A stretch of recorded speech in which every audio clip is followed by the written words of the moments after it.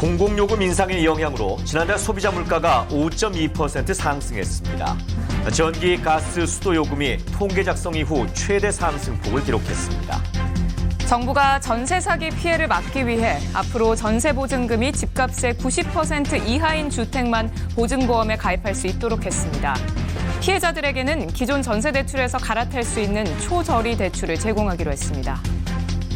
생활고를 겪던 엄마가 일을 하기 위해 사흘 동안 집을 비운 사이 20개월 아이가 숨진 채 발견됐습니다. 경찰은 20대 엄마를 긴급 체포했고 내일 구속영장을 신청할 방침입니다. 미국 연방준비제도가 올해 첫 통화정책회의에서 기준금리를 0.25%포인트 인상했습니다. 1년여 만에 최소폭의 인상이지만 파월 연준의장은 물가를 잡기 위한 금리 인상 기조를 당분간 유지할 것이라고 밝혔습니다. 이브닝 뉴스입니다. 민주당 이재명 대표는 자신을 둘러싼 쌍방울그룹 대북송금 보고 의혹 등에 대해 소설에 불과하다고 또 한 번 일축했습니다. 국민의힘은 이 대표가 경기도지사 시절 추진한 대북 사업이 쌍방울 주가 조작에 이용됐다는 의혹을 새로 제기했습니다. 대장동 개발 특혜 의혹 등을 수사하는 검찰이 이재명 민주당 대표가 악의적인 프레임으로 수사팀을 매도하고 있다고 비판했습니다. 정치검찰, 조작 수사라는 이 대표 측의 주장을 정면 반박한 건데 추가 조사를 앞두고 신경전이 고조되고 있습니다. 자녀 입시 비리와 감찰 무마 등의 혐의로 재판에 넘겨진 조국 전 법무부 장관에 대한 1심 법원의 판단이 내일 나옵니다.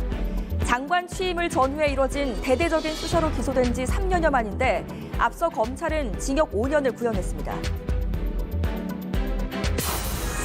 지난해 대통령 새 관저를 물색하는 과정에서 역술인 천공이 개입했다는 주장이 전 국방부 대변인이 쓴 책을 통해 다시 제기됐습니다. 민주당은 국회 상임위를 열어 의혹을 밝히겠다고 나섰지만 대통령실은 전혀 사실이 아니라고 반박했습니다. 지난달 물가가 5% 넘게 오르며 고물가 행진이 9달째 이어졌습니다. 전기, 가스, 수도 요금이 통계 작성 이후 가장 큰 폭으로 오른 영향이 컸습니다.